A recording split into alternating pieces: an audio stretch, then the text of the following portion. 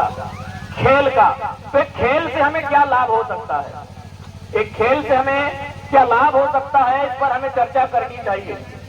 क्योंकि आज जिस खेल को हम लोग खेल रहे हैं फुटबॉल कहते हैं, बहुत सारे लोग खेल को लेकर नेगेटिव नकारात्मक बातें करते हैं।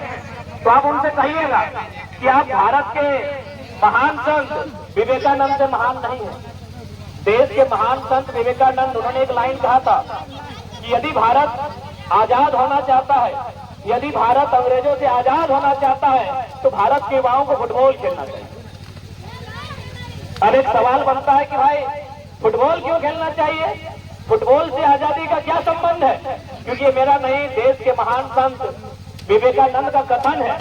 तो ये सवाल होना चाहिए कि आजादी का फुटबॉल से क्या संबंध है।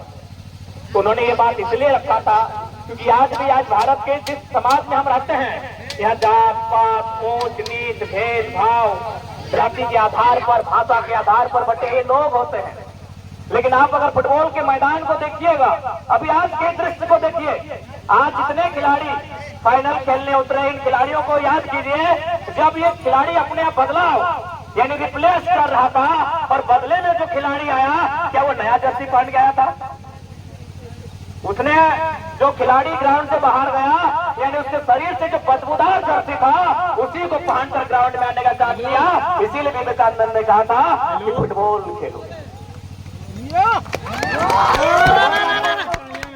अभी भी जर्सी को सूंघ के देखिए कितना बदबू आ रहा है।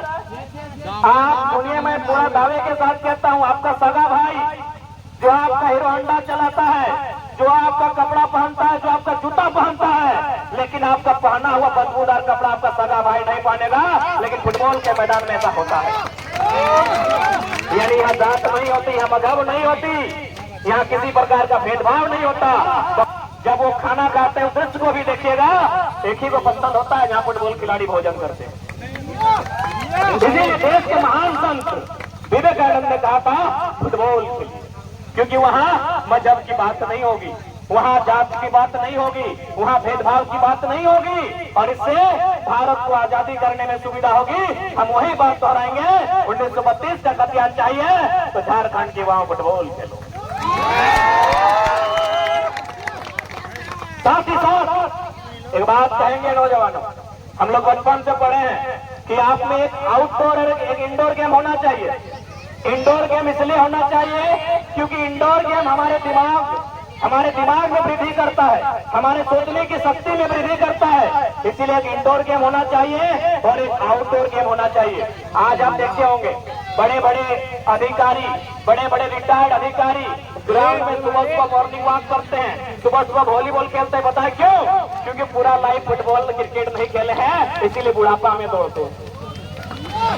जो लोग जवानी में खेलते हैं, जो लोग जवानी में आउटडोर गेम खेलते हैं, उन्हें डॉक्टर के पास जाने की आवश्यकता नहीं होती है। पूछ लीजिएगा उनको। यानी कहीं ना कहीं आपको फिट रखेगा।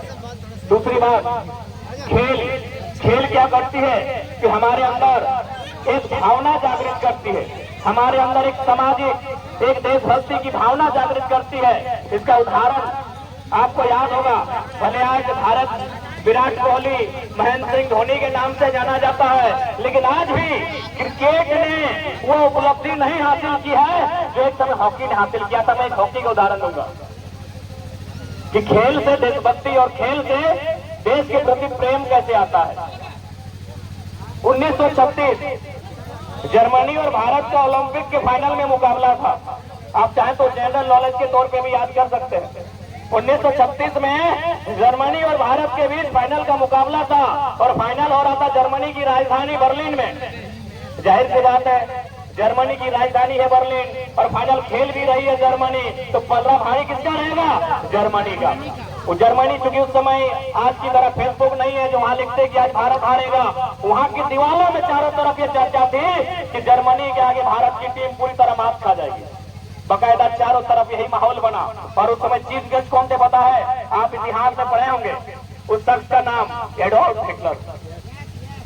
एडोल्फ हिटलर जो जर्मनी के उस समय के चांसलर थे। चांसलर यानी जो भारत में प्रधानमंत्री होता है, अमेरिका में जो राष्ट्रपति होता है, जर्मनी में वो चांसलर होता है। एडोल्फ हिटलर उस समय चीफ गेस्ट थे, दुनिया के नामी व्यक्तियों में एक थे। और उन्होंने भी बकायदा यही उम्मीद लगाई थी कि आज भारत तो हारेगा, लेकिन खेल में उल्टा परिणाम आया। भारत ने एक तरफा मुकाबले में जर्मनी को बहुत करारी मात दी। और जब सबसे ज्यादा गोल उस समय मेजर ध्यानचंद, आप जो उनका नाम पढ़े होंगे, उनके ही नाम पर 29 अगस्त को खेल दिवस भारत में मनाया जाता है। हिटलर जो चीफ गेस्ट है, जैसे आज हम लोग बन के आए हैं, तो हिटलर चीफ गेस्ट है। मैच खत्म होने के बाद गए किसके पास? ध्यानचंद के पास। हिटलर की एक ही ख्वाहिश थी, सबकी एक इच्छा होती है कि अच्छा पहनना, अच्छा मोबाइल रखना, अच्छा गाड़ी रखना, अच्छा टेलीविजन रखना, लेकिन हिटलर की एक ही ख्वाहिश थी कि दुनिया का नंबर 1